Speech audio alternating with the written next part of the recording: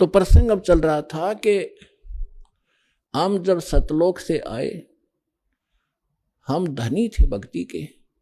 इस काल भगवान ने अपने ऊपर रेस्टोरेंट बना रखे हैं, स्वर्ग महास्वर्ग। प्रत्येक जो भी देव है उन देवों के अपने लोक हैं अलग से, जैसे विष्णु लोक, शिव जी का लोक, ब्रह्मा जी का लोक और गणेश जी का लोक, ऐसे। तो वहाँ इन्होंने अपने रेस्टोरेंट बना रखे हैं। वहाँ जो विष्णु जी का पुजारी वहाँ जाएगा, उसने जितने पुण्य किए हैं, भक्ति की है भगवान की, तो उसका टैक्स लेगा वो उस रेस्टोरेंट में 10%, किसी ने 20% उसकी पुण्य कमाई से। और वहाँ सब सुविधाएं उनको देंगे जैसे होटल में होता है।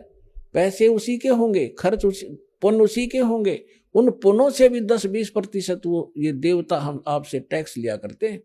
और जब आपकी वहाँ पूंजी समाप्त हो जाएगी, पुण्य समाप्त होती है, आपको 84 लाख योनियों में गधे कुत्ते जो भी संस्कार वश है वहाँ भेज दिया जाएगा। और अब हम जो सतलोक कैसे जाएंगे, हमारी भक्ति शास्त्र अनुकूल ना होने से हमारे पूर्व जन्म के जो संस्कार थे वो सतयुग त्रेता द्वापर में अक्षीण हो गए। अब चौथा युग जब कलयुग आ गया, अब इसमें आप देख रहे हो कोई प्राणी सुखी नहीं है, कोई भी सुखी नहीं है। चाहे ऊपर ताप ने कितना चिकना चोपड़ा दिखता हो और चाहे प्रधानमंत्री दिखाई देता, उसको चैन सुपने में नहीं है। कोई ना कोई ऐसी टेंशन उसके घर करी हुई है कि वो बता भी नहीं सकता किसी को। तो इसलिए परमात्मा को ये मालूम था कि जब इनके पुण्य क्षीण हो जाएंगे तब इनकी आंखें खुलेंगी।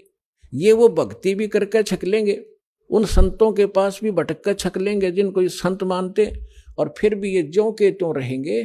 तब हमारे दास के पास आएंगे और वो ऐसा मंत्र समर्थ के पास वो पावर है कि आपके संस्कार प्रारब्ध के दुख को भी, प्रारब्ध के संस्कार को भी वो चेंज कर सकता है। मासा घटे ना तिल बधे, विद ना लिखे जो लेख, और सच्चा सतगुरु मेट कह ऊपर मार दे मेघ।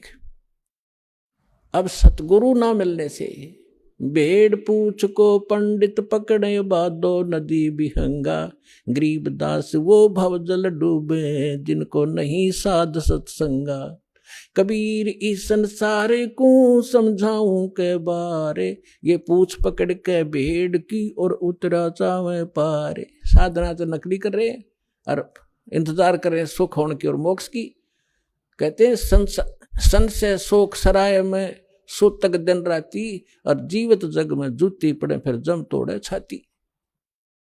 सत साधना ना करने से हमेशा आपके संशय और शोक, ये दुख सदा बने रहेंगे, और जीवित जग में जूती पड़े यहाँ नरे कष्ट भोगोगे, और फिर जम तोड़े छाती, यम के दूत आगे फिर बहुत दुखी करेंगे जो सत साधना नहीं कर रहे। तो यहाँ क्या बताते हैं परमात्मा, फिर अब जो साधना आप कर रहे थे वो शास्त्र विरुद्ध थी, और जिन भगवानों पर आप सीमित थे वो भगवान कंप्लीट नहीं थे, वो स्वयं नाशवान है, उनकी जन्म मृत्यु होती है। लेकिन सतगुरु मिलने से तत्व ज्ञान का हमें प्रकाश होता है, उसके आधार से फिर हम अपने उस मार्ग पर चलते हैं। कबीर साहब कहते हैं, पीछे लग गया जाऊं था मैं लोक वेद के साथ, रस्ते में सतगुरु मिल गए वो दीपक दे दिया हाथ। लोक वेद दंत कथा जैसा सुना सुनाए ज्ञान से हम साधना कर रहे थे, उसी के आधार से हम चल रहे थे।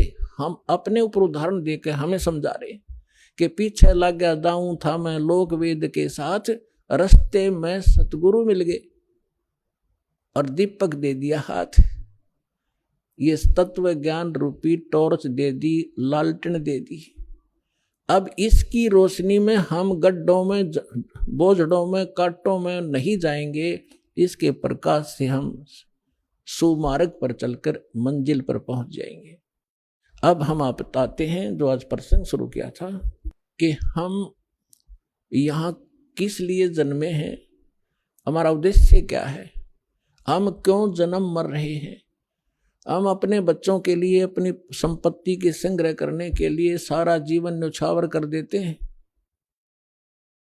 और हमारे सामने या तो कोई बच्चे की मृत्यु हो जाती है या स्वयं ही हम चले जाते हैं, तो उस समय हमारी बुद्धि काम करने योग्य नहीं रहती, केवल हाहाकार, रोना पीटना, अब क्या होगा, बच्चों का क्या होगा, कहाँ जाऊंगा, तो इतनी सी बात समाई रह जाती है।